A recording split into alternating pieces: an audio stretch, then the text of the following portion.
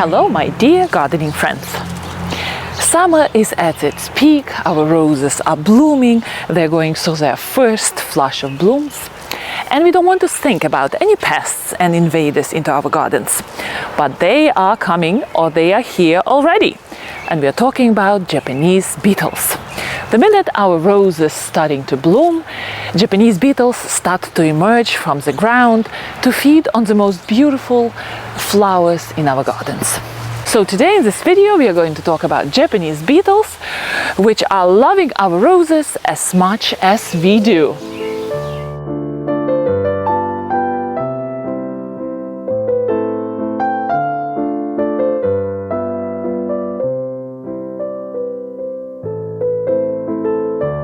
So what are Japanese beetles? I'm sure a lot of rosarians in the United States knows those pesky little beetles with green and bronze tops. And Japanese beetles were introduced to the United States from Japan, I believe in 1916. And in Japan they are not a problem. They have their natural predators there. But here in the United States they can be a problem. And that problem can be bigger or smaller depending on the year. I must say that in my garden, Japanese beetles are not a problem. I garden in Connecticut in zone 6-7, and literally last year I saw probably 10 Japanese beetles in my garden. So the most what I do this to them and just knock them off from the flower because they're not a problem here. But for some gardeners, they are quite a problematic pest in the garden which cannot be ignored. Thank you. Okay, so in order to understand the life of Japanese beetles and how to fight them, we have to look into their life cycle, so the year, how Japanese beetles live. And the good news is that majority of time Japanese beetles spends underground, and they are considered to be the pests of our grasses in the garden. And only when they emerge at the beginning of June, middle of June, as beetles, they feed on roses and around approximately 300 other plants which they love. And then they go back into the ground, they start growing again through the year, and then the cycle begins again. So we have Japanese beetles only for a short period of time, approximately 6-8 weeks, sometimes 4, depending on the area where we live. In my area here, Connecticut, zone 6-7, it's approximately 6 to 8 weeks we have to deal with Japanese beetles. So the good news is, it's not a long time we have to deal with those pesky things. The bad news is, there is not really a lot we can do to get rid of them for good. Because the reason is because Japanese beetles fly, and even if we take care after the grubs in the grass and we take care after them on our plants, Japanese beetles have an excellent sense of smell, and the reason why they come on the surface of the ground in June, July, they're coming to feed and mate. So Japanese female beetles create a very strong aroma, and it creates a beautiful allure for all the males to come into the garden. Plus, when Japanese beetles feed on the leaves of our plants, that also creates an aroma which attracts Japanese beetles, and usually we can see a big infestation of beetles feeding on one plant, and then the next plant near that one is not touched because the eaten plant is more attractive to Japanese beetles. Before we start talking how we can control Japanese beetles, let's talk how Japanese beetles damage the plant.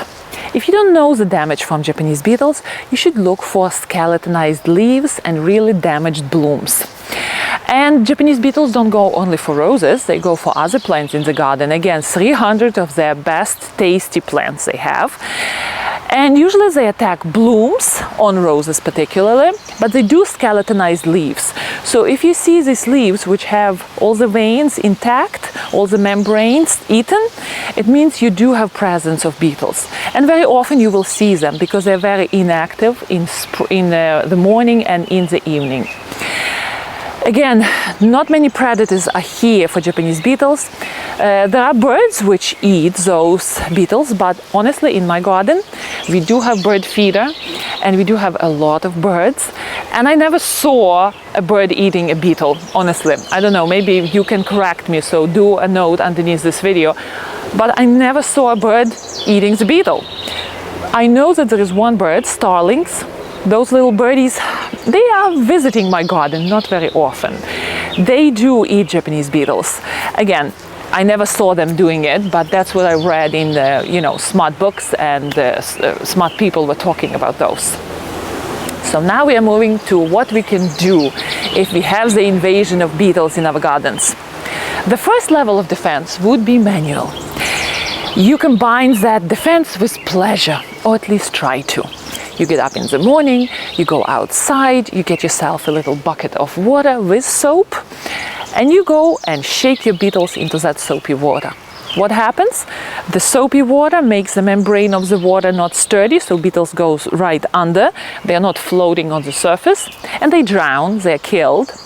And you do it in the morning or in the evening when beetles are not very active. They're not going to fly away from you, run away from you, and you can easily shake them off. They're like kind of sluggish in the morning. And you do it very often, preferably every day. Some gardeners go outside and do it several times a day if they have the huge infestation of beetles. The second level of defense would be neem oil. And neem oil is not really effective on huge infestations, and it's not really effective on current infestation. And what I mean by that is, when we spray neem oil, it can deter beetles from eating that particular plant. Also, if the beetle will ingest the tissue of the plant with neem oil on it, it can influence the mating abilities of beetles, so it will have influence on the next generation. But meanwhile, you're fighting with all those beetles eating your roses now. So neem oil is good when you have a small amount of beetles present in your garden. If the infestation is huge, then I would heavily rely on hand picking those beetles every day. Some people are talking that beetle traps are very successful, and the way they judge how successful those traps are by how much beetles are trapped in those containers. And I read very interesting experiments by Kentucky University, I forgot the name of it, and they say that the more beetles are attracted to those traps than actually beetles caught in those traps. So because beetles do fly, you have more beetles being attracted to your garden because you have all these traps emitting beautiful aroma, very attractive to beetles. And so beetles from all over the area will fly into your garden, and some of them will end in the trap, but some of them will end on your roses and on all your other plants. So the verdict is that traps for Japanese beetles are not really effective. Another solution, another natural solution, which people are trying to use, is all sorts of bacterial products, and those are used to fight Japanese beetles in grub stage, when they are underground.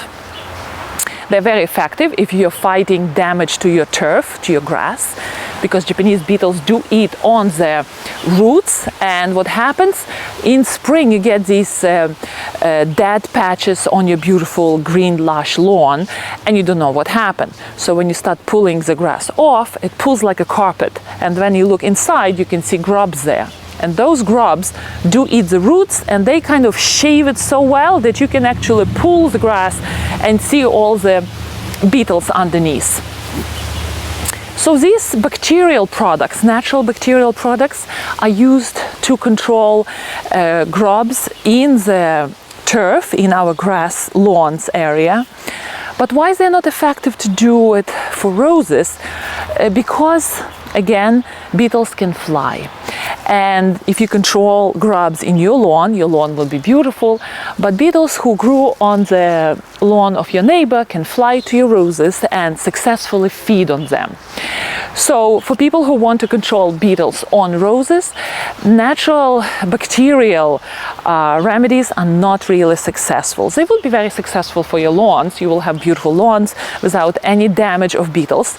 But don't worry, beetles will find out your roses. Beetles who grew up on your neighbor's lawn or grew up far away They have excellent abilities to fly, and fly far if they smell beautiful roses growing in your garden. Not only you are going to smell your roses, beetles will smell them too, and they will fly and feed on the rose. Well, I hope that this video will help you to fight your Japanese beetle battles in your garden better. And please do subscribe to my channel if you like what I'm creating for you. Happy gardening, and I will see you next time.